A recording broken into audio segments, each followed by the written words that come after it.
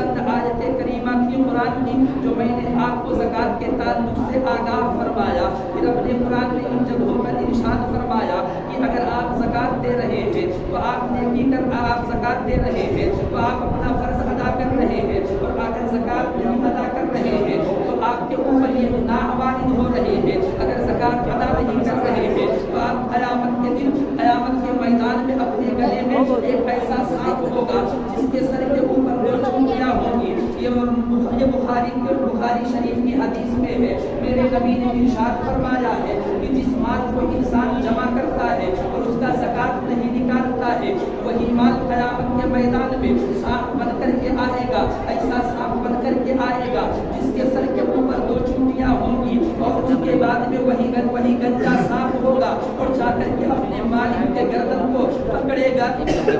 اس کی باچھوں کو پکڑے گا اور کہے گا کہ میں تیرا مال ہوں, میں تیرا خزانہ ہوں. پتہ یہ چلا کہ اگر کوئی مال کو جمع کر رہا ہے اور اس کا زکوٰۃ نہیں نکال رہا ہے تو قیامت کے میدان میں اپنے مال کو گنجے سانپ کی شکل میں دیکھنے کے لیے تیار رہے. اور آؤ ذرا دیکھو, میرے نبی نے بتایا ہے, میرے نبی نے ارشاد فرمایا ہے کہ قیامت کا دن ہوگا, ایک ایسا سانپ ہوگا جو اس کا مال ہوگا اور وہ سانپ اپنے مالک کو دوڑائے گا اور مالک دوڑتا رہے گا, بھاگے گا, یہاں تک کہ اس سانپ سے بچنے کے لیے اپنی انگلی کو سانپ کے منہ میں ڈال دے گا. اتنا دردناک عذاب ہے زکوٰۃ نہ دینے والوں کے لیے, اتنا دردناک اور بھیانک عذاب ان لوگوں کو دیا جائے گا قیامت کے میدان میں جس کا کوئی جواب نہیں ہوگا. وہاں کسی کا کوئی انسانی حال نہیں ہوگا, کوئی حالات معلوم کرنے والا نہیں ہوگا, نہ باپ بیٹے کے کام آئے گا, نہ بیٹا باپ کے کام آئے گا. ہر کوئی اپنی پریشانی میں مبتلا ہوگا, ہر کوئی اپنے آپ میں ڈوبا ہوا ہوگا.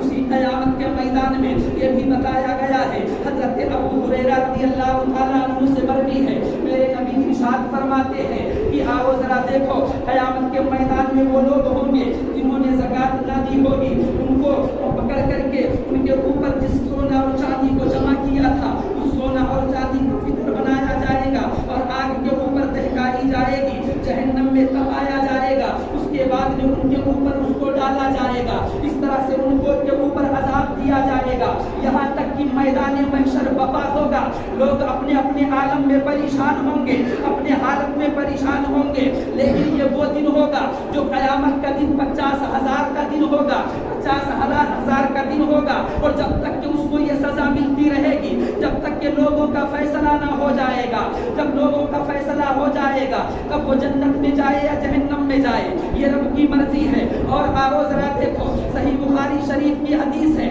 آقا کریم صلی اللہ علیہ وسلم ارشاد فرماتے ہیں, حضرت ابو ہریرہ سے راوی ہے, حضرت ابو ہریرہ سے مروی ہے, حضرت ابو ہریرہ نے روایت کیا ہے کہ آقا کریم صلی اللہ علیہ وسلم نے ارشاد فرمایا ہے کہ مکہ کے عرب کی سرزمین پر عرب کے کچھ لوگ کافر ہو گئے اور زکوٰۃ کی فرضیت سے انکار کر بیٹھے. میرے نبی کا زمانہ چلا گیا تھا, حضرت صدیق اکبر خلیفہ بنے ہوئے تھے. جب صدیق اکبر تک یہ بات پہنچتی ہے کہ عرب کے کافروں نے, عرب کے کفاروں نے زکوٰۃ کی فرضیت سے انکار کر دیا ہے, تب حضرت صدیق اکبر نے یہ اعلان کیا تھا کہ میں ان سے جہاد کروں گا جو زکوٰۃ میں اور نماز میں فرق پیدا کرے, جو زکوٰۃ اور نماز میں تفریق پیدا کرے, میں ان سے جہاد کروں گا. اب جب کر کے حضرت عمر کو پتہ چلتا ہے, حضرت عمر فاروق اعظم کو جب پتہ چلا تو عمر فاروق اعظم نے صدیق اکبر سے کہا کہ اے صدیق اکبر, آقا کریم نے تو یہ کہا تھا, میرے نبی نے تو یہ ارشاد فرمایا تھا کہ اگر کسی نے لا الہ الا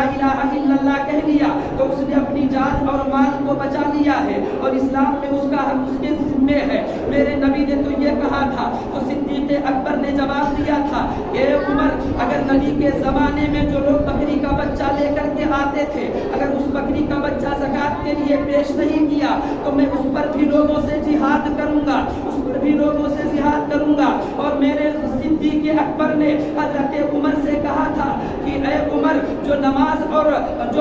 اور زکوٰۃ کے بیچ میں فرق پیدا کرے گا اس سے بھی میں جہاد کروں گا. حضرت عمر فرماتے ہیں, خدا کی قسم میں نے جان لیا کہ حضرت صدیق اکبر جو کہہ رہے ہیں یہی صحیح ہے, یہی صحیح ہے.